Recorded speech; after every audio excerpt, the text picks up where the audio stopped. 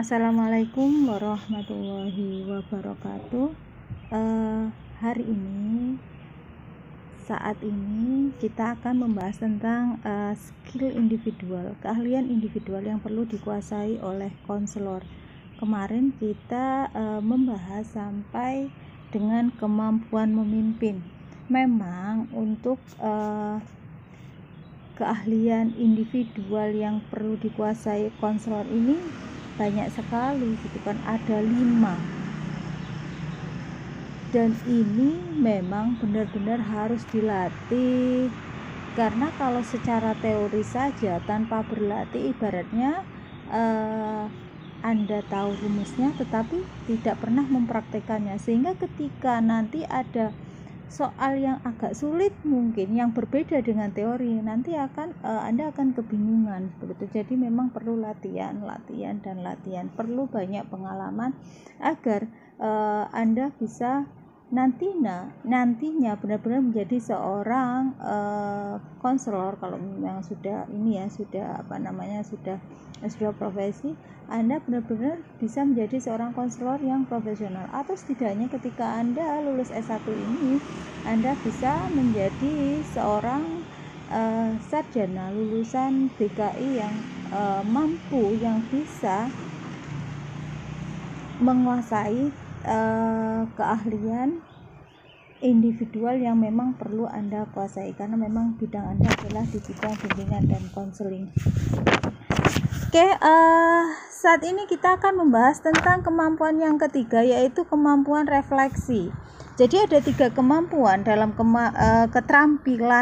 keterampilan keahlian merefleksi ini. Yang pertama adalah reflecting feeling, kemudian reflecting experience, kemudian yang ketiga reflecting content.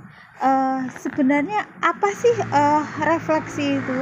Jadi refleksi itu adalah upaya untuk menangkap perasaan, pikiran, dan pengalaman konseli, kemudian merefleksikannya, memantulkannya kepada konseli kembali. Jadi hal ini memang harus dilakukan konselor, sebab seringkali konseli itu tidak menyadari akan perasaannya sendiri. Jadi dia bingung dengan perasaannya, pikirannya, dan mungkin pengalamannya yang mungkin menguntungkan atau merugikannya. Mengapa itu penting? Karena begini, ketika atau jika konseli menyadari akan perasaannya, maka konseli mungkin akan segera mengubah perilakunya ke arah positif. Tetapi ini bukanlah hal yang mudah bagi seorang calon konselor. Kenapa? Karena memang ini harus banyak berlatih, harus banyak pengalaman untuk bisa menangkap dan memahami perasaan dan pikiran serta pengalaman yang bisa kalian analisis di seorang konselor itu analisis gitu kan. Kenapa? Karena ketika kalian melihat ekspresi wajahnya, kemudian mencoba untuk memahami perasaan, pikiran, pengalaman seperti itu untuk mengungkapkan kembali kepada konseli, itu bukanlah hal-hal yang mudah. Apalagi bahasanya itu kita benar-benar harus bahasanya yang bahasa yang sekiranya itu tidak menyinggung konseli, sehingga ketika kadang-kadang ketika kalimat yang digunakan oleh calon konselor itu kurang tepat, maka konseli dia bisa merasa, yang pertama mungkin dia merasa terhakimi, atau yang kedua dia merasa tidak mood lagi untuk meneruskan gitu loh. Untuk itu memang seorang calon konselor harus dilatih secara terus-menerus, dan ini secara bertahap bagaimana caranya untuk memiliki keterampilan refleksi ini. Kemudian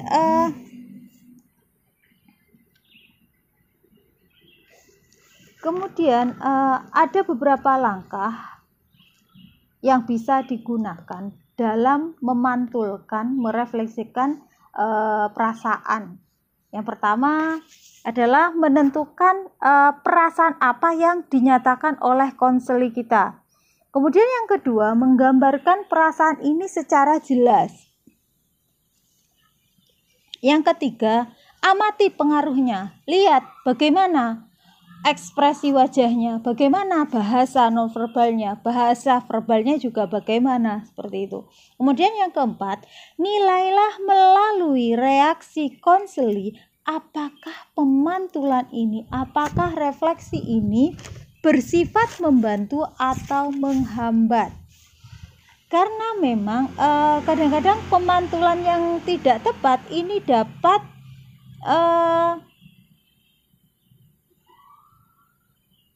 kadang-kadang pemantulan yang tidak tepat dapat memperlancar pembicaraan karena seringkali konseli akan membetulkan konselor dan menyatakan perasaannya secara lebih jelas. Jadi memang kadang-kadang ketika kita memantulkan perasaannya konseli, misalnya seperti ini, Anda senang menjadi dokter, kita kan di situ merefleksikan dia merasa senang menjadi dokter, misalnya seperti itu. Ini kalau misalnya konseli tidak setuju, tidak tepat menurut konseli pemahaman Anda, biasanya dia akan memperbaiki, misalnya dia membetulkan atau menyatakan perasaannya secara lebih jelas. Tetapi ini untuk konseli yang dia memahami perasaannya, seperti itu. Kalau yang dia agak sulit memahami perasaannya, mungkin dia masih bingung, seperti itu. Atau dengan misalnya bahasa yang lain, misalnya Anda sebagai konselor bertanya gitu kan pada konseli Anda, misalnya ya, benar-benar menyakitkan ya ditolak oleh seseorang yang Anda cintai, Anda sayangi. Nah, seperti itu. Itu adalah merefleksikan perasaannya. Kemudian ada 3 jenis keterampilan merefleksi ini. Yang pertama sudah saya jelaskan tadi bahwa itu adalah merefleksikan perasaan, yaitu keterampilan merefleksikan perasaan. Misalnya barangkali Anda merasa atau nampaknya Anda mengalami bla bla bla bla, misalnya seperti itu ya. Kemudian yang kedua adalah refleksi pengalaman, yaitu keterampilan merefleksikan pengalamannya konseli.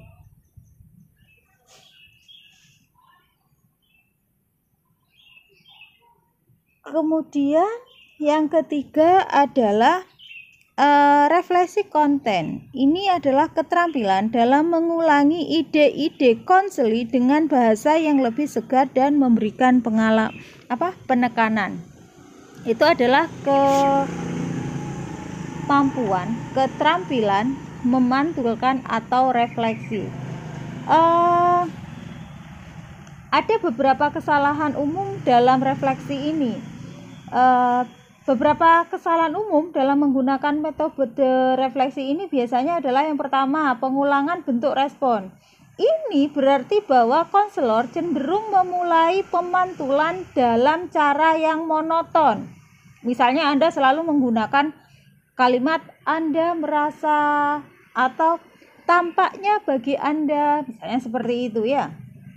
Gaya pengulangan ini yang monoton ini memberikan kesan ketidaktulusan atau miskinnya perbendaharaan bahasa konselor. Jadi memang Anda sebagai calon konselor harus memiliki banyak perbendaharaan kata, perbendaharaan kalimat juga. Kenapa? Karena dengan begitu, ketika Anda memiliki perbendaharaan bahasa yang banyak, Anda bisa menggunakan bahasa-bahasa sehingga konseli itu memahami, berarti konselor saya ini benar-benar tulus saya, dia benar-benar memperhatikan saya, dia benar-benar respect terhadap saya. Tetapi ketika menggunakan bahasa monoton saja, itu kan kesannya bagaimana, kan seperti itu ya. Jadi memang konselor perlu mengadakan variasi gaya pemantulan yang dimiliki. Kemudian kesalahan kedua adalah waktu.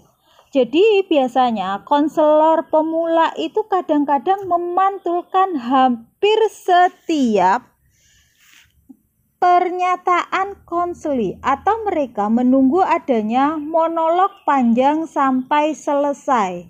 Kemudian mencoba dengan sekuat tenaga menangkap perasaan yang kompleks dalam satu pernyataan. Jadi, Anda sebagai calon konselor atau ketika Anda menjadi konselor, Anda tidak perlu memantulkan setiap pernyataan konseli. Justru lebih efektif apabila konselor kadang-kadang tidak memantulkan perasaan. Biasanya justru lebih tepat dengan memberikan anggukan atau sekedar mengatakan saya mengerti. Ya. Misalnya seperti itu ya. Ini untuk mendorong kelangsungan cerita konseli sampai tampaknya sesuai untuk memantulkan atau merefleksikan. Yang perlu diingat lagi bahwa bahasa harus disesuaikan dengan latar belakang konseli. Jadi latar belakangnya, tingkat pendidikannya ini harus disesuaikan ya.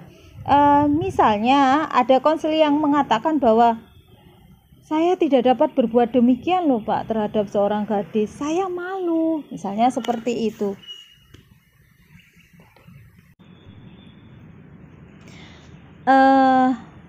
Misalnya untuk respon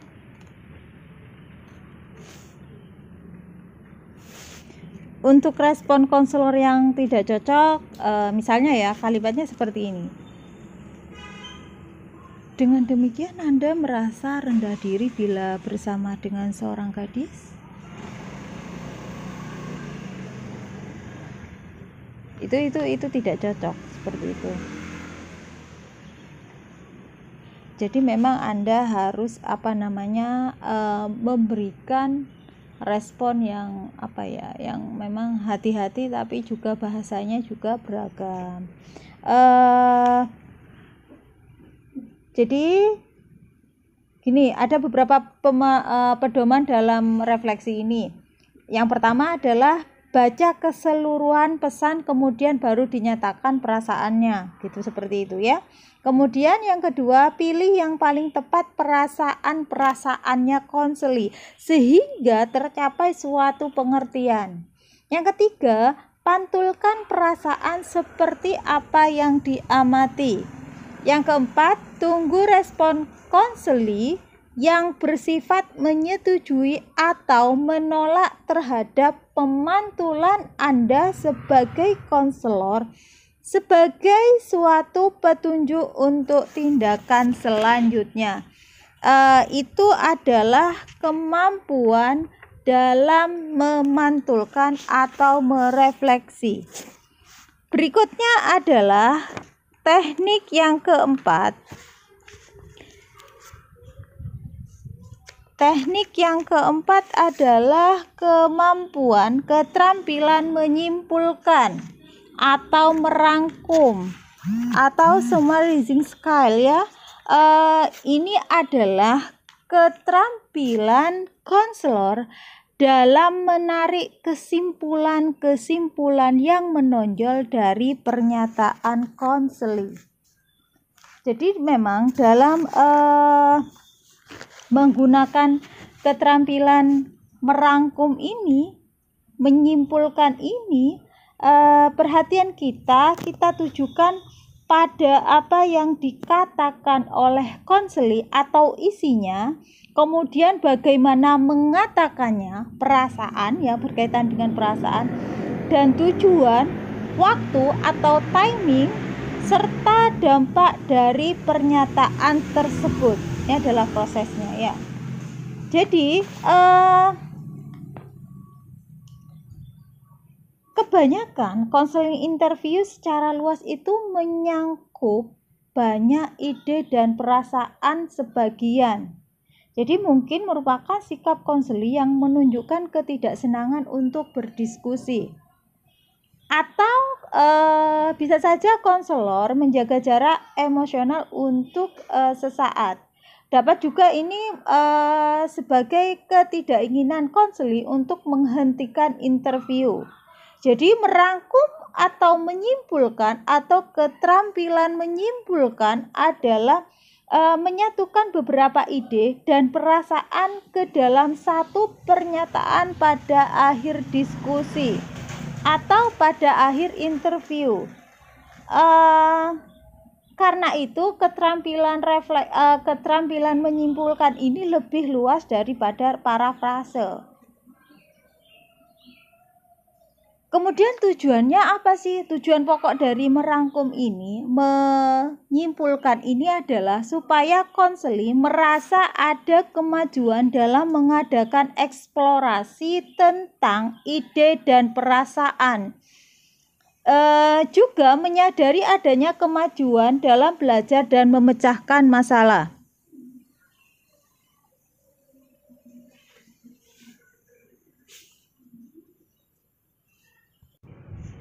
Jadi bagi konselor menyimpulkan itu berfungsi sebagai suatu bukti yang efektif tentang ketepatan pengamatan konselor selama proses konseling berlangsung.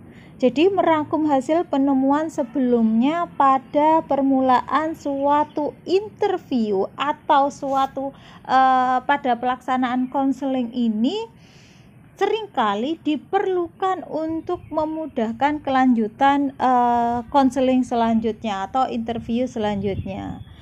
Di sini konselor juga bisa mencoba supaya konseli merangkum juga, tapi apabila mungkin loh ya. Kalau tidak mungkin melihat situasi konselinya, Anda lihat dulu situasinya.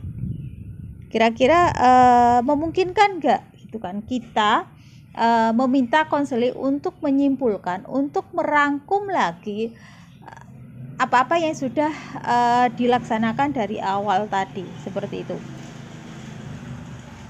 Mungkin ini adalah suatu tes tentang pengertian pengertian konseli juga sebagai suatu metode supaya konseli tetap bertanggung jawab. Jadi konselor itu bisa mengatakan misalnya, bagaimana pendapatmu tentang hal ini? Atau Mas, Duk, coba buat kesimpulan secara singkat dari konseling kita hari ini. Misalnya seperti itu ya.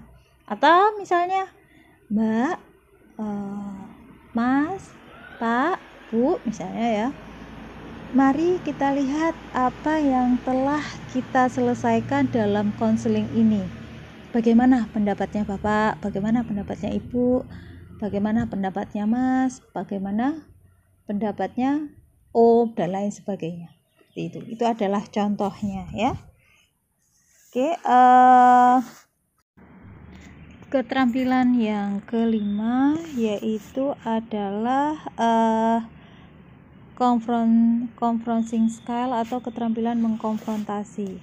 Jadi memang kadang-kadang konseli itu tidak konsisten dalam kata dan perbuatannya ketika melakukan konseling, dalam sesi konseling, dalam sesi wawancara konseling, atau dengan bahasa umum yang tidak konsisten antara aspek verbal kata-kata dengan non-verbal.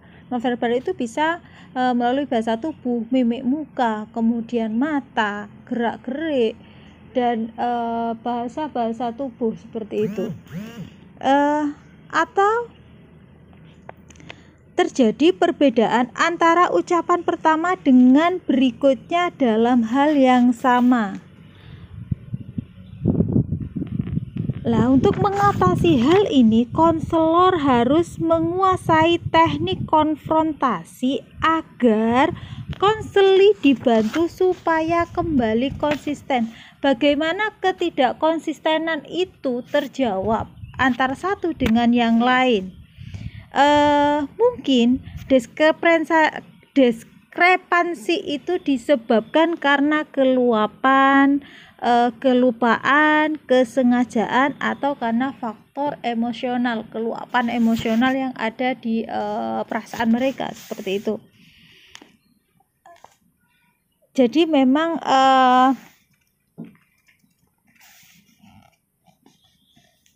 ada beberapa keterampilan konfrontasi itu, yaitu yang pertama adalah bagaimana mengenal perasaan-perasaan diri sendiri sebagai seorang konselor. Kemudian yang kedua, menggambarkan perasaan-perasaan yang ada dalam diri sendiri dan membagi perasaan tersebut dengan konseli. Kemudian yang ketiga, memberikan balikan dalam bentuk pendapat tentang tingkah laku konseli tadi yang tidak konsisten itu ya. Kemudian yang keempat, meditasi sebagai bentuk konfrontasi pada diri sendiri. Yang kelima, mengulang sebagai bentuk memberi tekanan dan memberi kejelasan. Dan yang keenam adalah asosiasi sebagai suatu bentuk metode menyentuh perasaan. Jadi memang konfrontasi itu mencakup sekelompok keterampilan konseling yang sangat kompleks. Sebenarnya tujuan dari konfrontasi ini apa, gitu kan? Tujuannya sebenarnya adalah untuk mengenal secara jujur dan langsung, serta untuk menunjukkan kepada konseli apa yang sedang terjadi dan apa yang diperkirakan sedang terjadi. Pengaruhnya, jadi ini ada pengaruhnya. Konfrontasi itu bisa berpengaruh. Pengaruhnya apa? Jadi pengaruhnya adalah tantangan, pengungkapan, atau ancaman. Akibat secara emosional, biasanya konseli itu merasa cemas apabila konselor memberikan suatu balikan kepada konseli.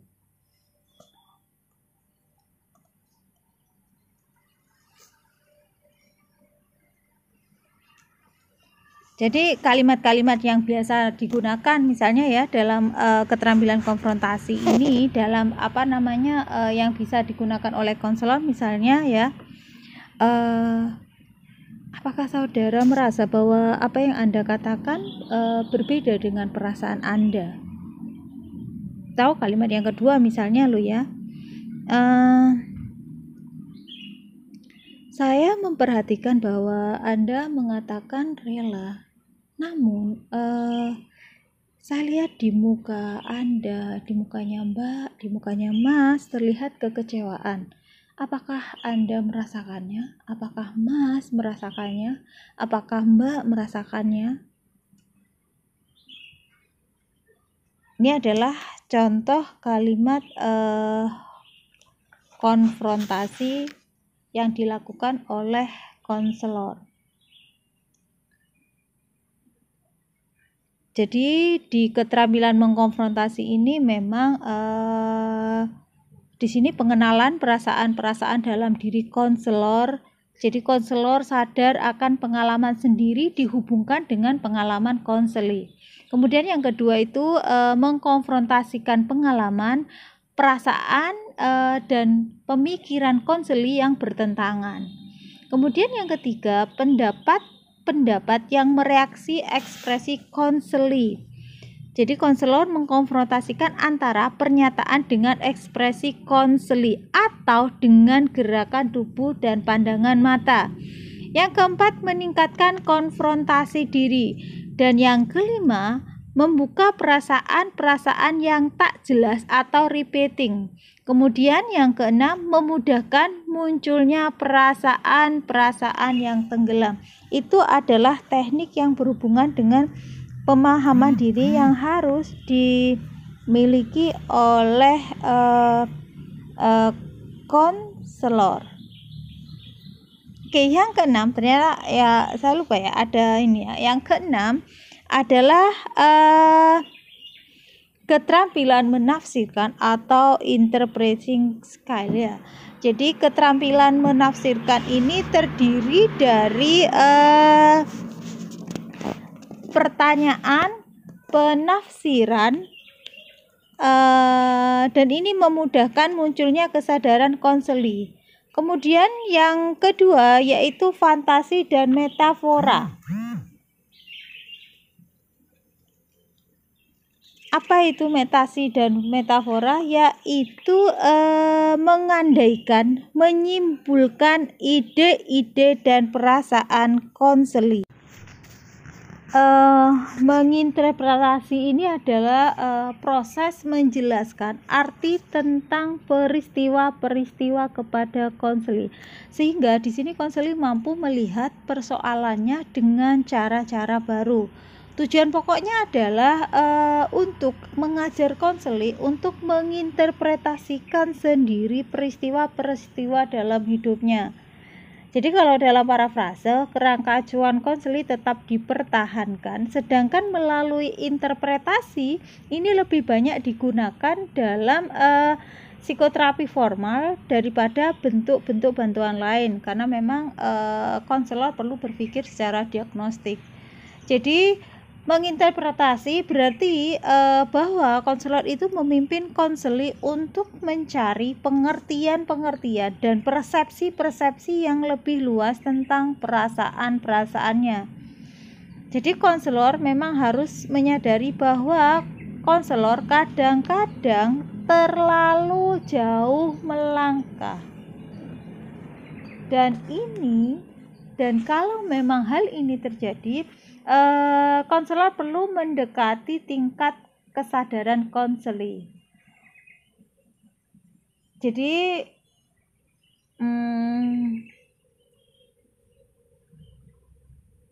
ini misalnya ya beberapa contoh sederhana ya, yang kalimat sederhana misalnya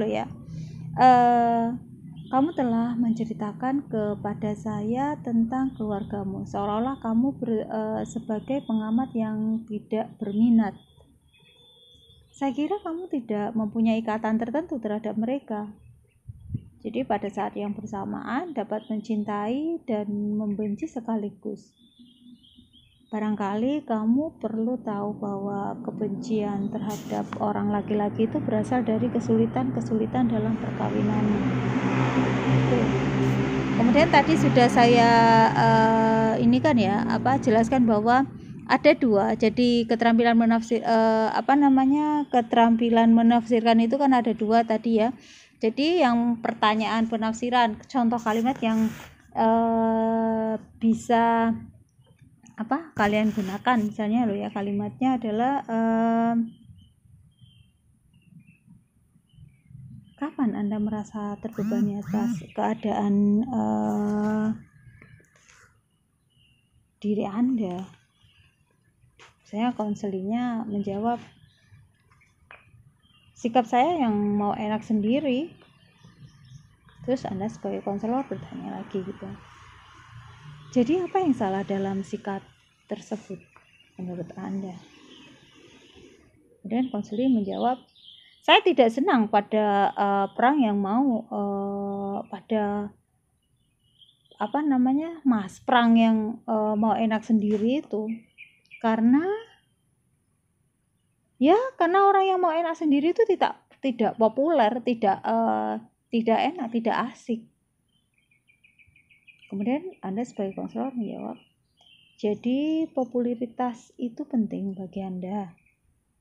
Jika Anda mau enak sendiri, orang-orang tidak menyukai Anda. Apakah demikian keadaannya?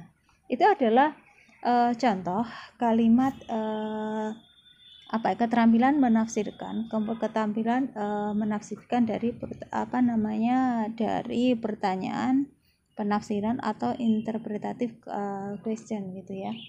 Jadi memang Anda di sini di sini Anda itu menggiring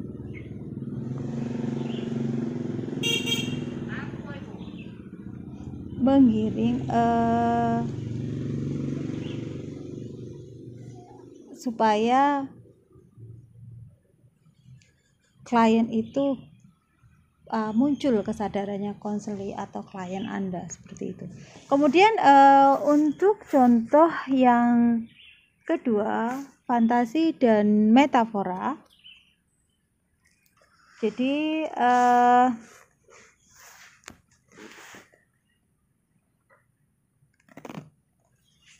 ada, saya ini dulu ya, mikir kalimat.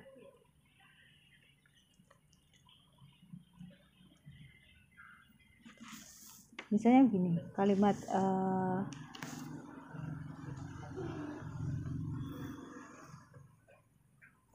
apa ya? Kalimatnya ini yang agak ini ya, saya ini ya. Jadi nih saya ilustrasikan dulu begini. Misalnya konselor Anda berkata, saya menghadiri pesta tadi malam dan saya telah minum terlalu banyak. Tadi malam itu Mas, saya menangis terseduh-seduh. Ya seperti anak yang ingin pulang menemui ibunya itu gimana gitu kan. Jadi saya itu merasa sangat-sangat malu karena ini memang pertama kali dalam hidup saya.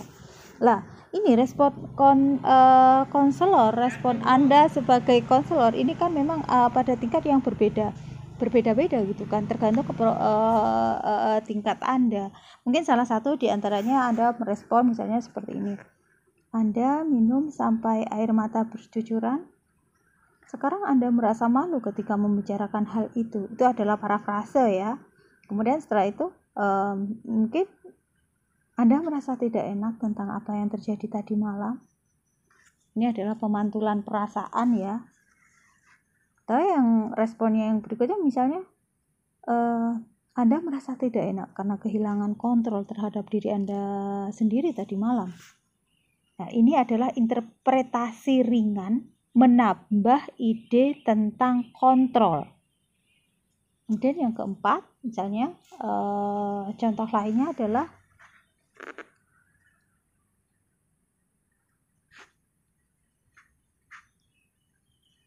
Anda minum, menangis, menyebut ibu, nampaknya ingin sekali kembali kepada ibu, ingin menggantungkan diri pada ibu supaya merasa senang dan Anda merasa tidak mampu berdiri di atas kaki sendiri.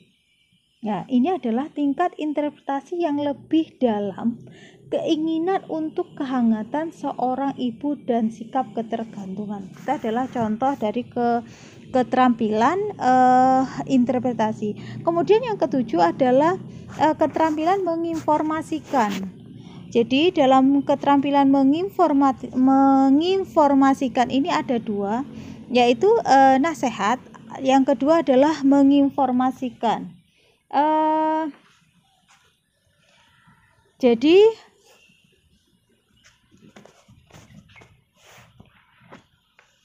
sebenarnya keterampilan ini keterampilan memberikan informasi ini sudah terlalu umum seperti itu sehingga sebenarnya tidak perlu dibicarakan. Tetapi memang di sini ada dua ya, ada nasihat, kemudian ada menginformasikan. Yang nasihat itu adalah memberikan sugesti dan pandangan berdasarkan pengalaman konselor. Kemudian yang kedua yaitu menginformasikan, informing, yaitu memberikan informasi yang valid berdasarkan keahlian konselor. Seringkali ketika kita melakukan konseling, yang ada isinya adalah nasihat semua. Sebenarnya tidak seperti itu. Jadi sebenarnya memberikan nasihat itu merupakan tradisi lama dalam membentuk seseorang. Jadi memang memberi nasihat itu merupakan kejadian yang wajar antara orang-orang yang saling mengenal dan saling mempercayai. Saya pikir Anda juga pasti pernah memberikan nasihat sebagai seorang teman, sebagai seorang kakak, seorang adik, seperti itu. Jadi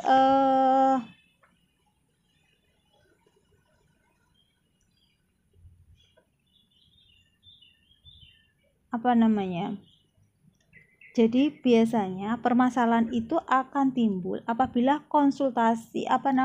apabila konseli itu berkonsultasi dengan konselor dalam lingkungan kerja yang lebih luas.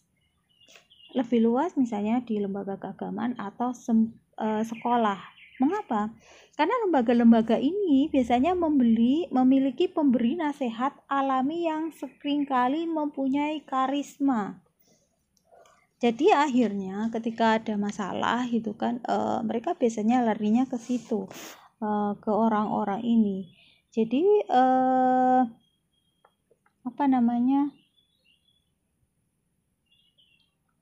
mereka biasanya mencari seseorang pendengar yang simpatik, yang tidak berusaha untuk memberikan terapi. Kalau katanya Corner itu adalah konselor alami yang seperti itu ya.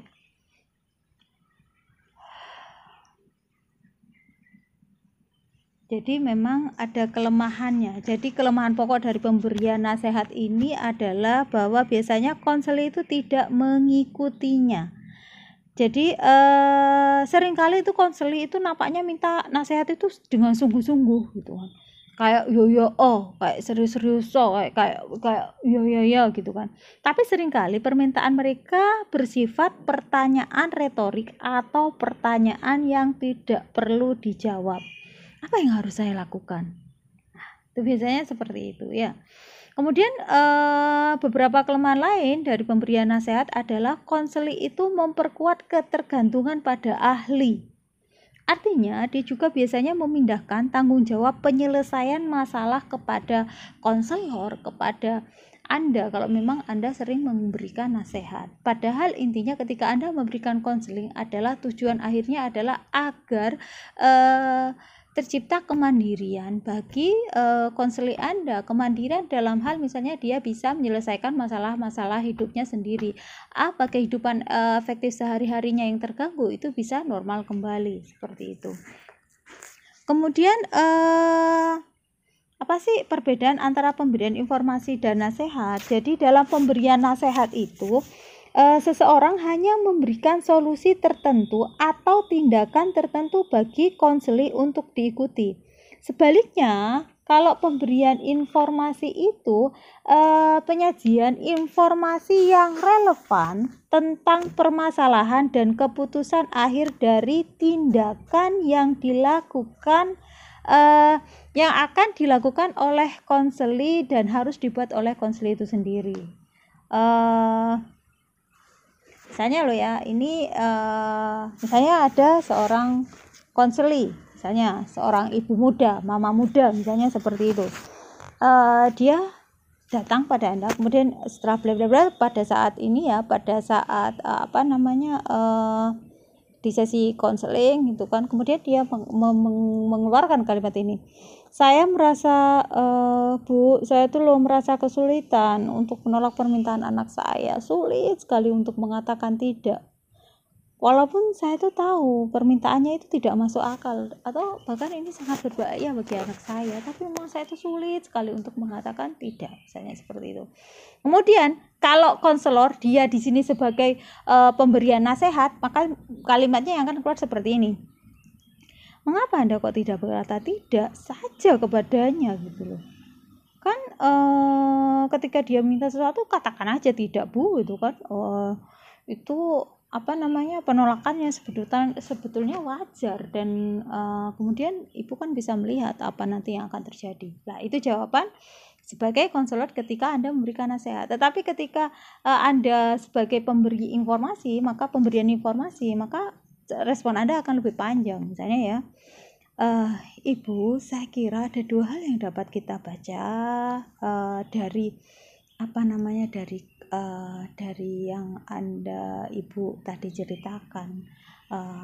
Kita mungkin bisa mendiskusikan apa sih yang mungkin mempengaruhi cara Ibu mengatasi situasi ini.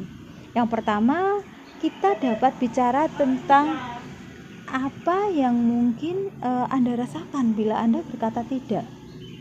Kita juga perlu meneliti bagaimana waktu Anda masih kecil, sikap keluarga Ibu terhadap permintaan semacam itu. Karena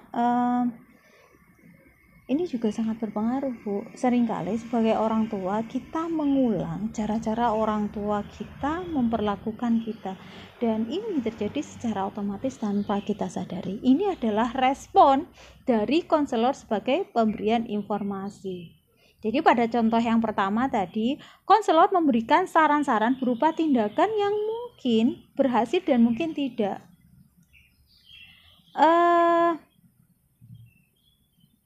Jadi kalau saran itu berhasil, mungkin konselor akan sangat senang gitu kan, dan dia akan mengharap konselor mempunyai penyelesaian lain yang hebat. Aku kalau ada masalah lagi nanti akan tanya lagi langsung kepada bapak itu, misalnya seperti itu. Tetapi jika saran itu gagal, saran pertama itu gagal, maka mungkin yang jelas konselor akan sangat kecewa gitu kan, dan mempertanyakan apakah konseling itu benar-benar dapat membantu menyelesaikan problemnya. Disinilah yang sering terjadi di lapangan. Kenapa banyak orang itu tidak percaya kepada konseling? Karena memang ujung-ujungnya adalah nasihat. Ketika nasihat dan itu tidak berhasil, makanya tidak percaya lagi pada konseling seperti itu ya. Jadi kita harus bisa mengetahui aturan dasar dalam memberikan nasihat. Tabel kapan, apa, dan bagaimana pemberian informasi dalam konseling yang harus kita ingat di memori kita, karena memang tabel ini harus kita bawa kemana-mana. Maksudnya bagaimana? Karena ini adalah keterampilan dasar yang memang harus Anda miliki. Jadi Anda kapan mengenali kebutuhan konseling Anda, akan informasi, kemudian jenis informasi apa, mengidentifikasi, Anda harus bisa itu, kemudian bagaimana untuk penyampaian informasinya. Itu adalah teknik yang berhubungan dengan pemahaman diri. Oke, ini saja tentang skill individual yang perlu dikuasai oleh konselor dalam teknik-teknik konseling keluarga. Sebenarnya ini bukan hanya dalam teknik-teknik konseling keluarga, tetapi ini memang pada konseling secara di individu juga ini sebenarnya berlaku, dari ini memang berlaku secara keseluruhan. Sekali lagi saya indikan bahwa memang pengetahuan ini Anda harus berlatih, karena hanya dengan pengalaman yang banyak, praktik yang banyak, Anda nanti akan bisa memahami, Anda akan mengetahui, Anda akan semakin menjadi profesional tentang bagaimana memiliki skill